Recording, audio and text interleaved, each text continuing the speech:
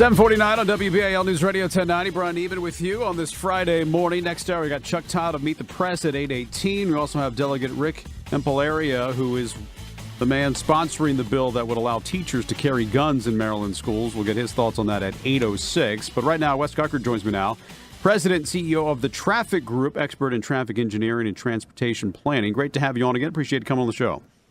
You bet. Thank you very much. I wanted to get your take on the president's plan for infrastructure, some $200 billion, and a lot of it is basically working with the states and some private investors as well to make it all happen. What's your overall view of the president's plan? Well, I think it's about time. There are states and jurisdictions and municipalities all over the country that have been doing P3s, public-private partnerships, or PPPs as they are called, all over the country for years and years.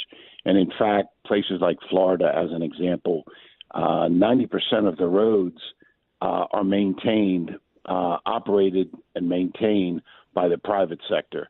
In Europe, those types of things occur and have been occurring on a regular basis, from departments of public works to police departments to prisons, have all been maintained and operated by the private sector. So I think what the White House is doing is just bringing the federal government much more into what has been occurring on a national and international basis for quite some time. So does that mean that there are more toll roads in our future?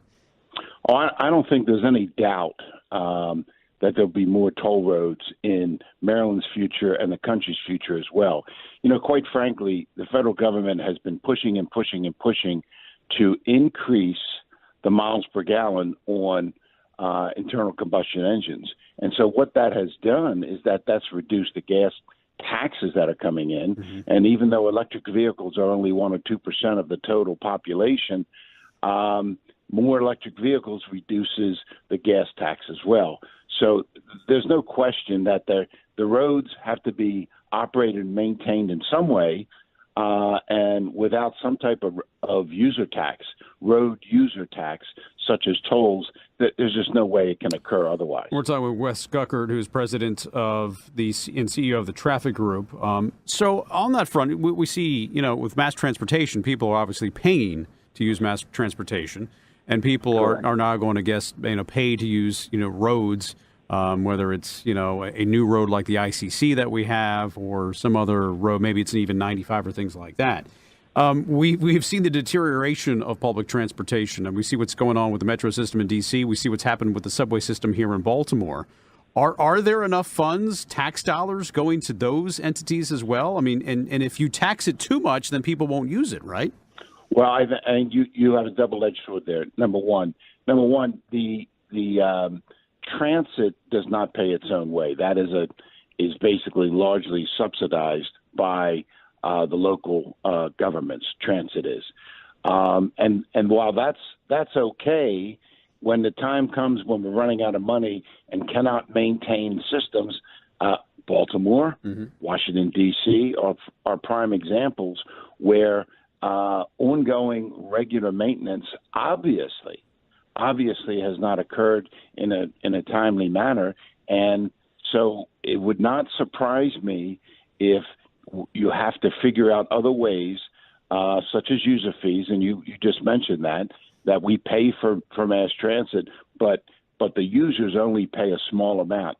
There is a distinct possibility that as you raise user fees to use transit, that individuals are going to start to take what we call private sector microtransit, Uber, Lyft, those types of mobility services. Overall, I mean, besides new roads or things that have to be done, new bridges and things like that for infrastructure, what about the quality of our roads and where are they when it comes to safety? I mean, some of these bridges and interstates are really, really old, and how much money has to be invested into those so that, safety is something that we all have while we're driving on these roads? Well, I think Maryland is a prime example where the government and the Secretary of Transportation and the governor have really taken an interest in that. Maryland has very, very few deteriorating bridges, much different than many other states. Maryland's in very good shape as it relates to safety. The places where it may not be safe are on things like the Baltimore-Washington Parkway, George Washington Parkway, where it's run by the National Park Service, and because it's a quote linear park unquote, a lot of the safety devices that you see on other state highway, Maryland Department of Transportation roads do not exist on roads that are operated and maintained by the National Park Service. I think from a safety point of view, the state of Maryland has it together and has had it together for quite some time. Yeah, I would put the BW Parkway as the most dangerous road in the region, if not in the country. And you know, you can drive down there, Brian, and not see guardrail. Yeah, I know. What you see are stone walls instead of guardrail, and you're not going to bounce off of a stone wall without a consequence of pretty dramatic proportions. Yeah. And then you have the median, just a bunch of trees. I've been there, done that. Median, bunch of trees, and if you'll see, like on I-70 going out to Western Maryland, you'll see cables in the median that the state of Maryland has installed to keep erratic vehicles running, going from one side of the road to the other. Right. Maryland has it together, in my opinion, as it relates to safety. Very good, Wes. Pleasure to have you on as always. Thanks for coming on the show. Thanks. Bye. Wes Guckert, President and CEO of the Traffic Group here on WBAL.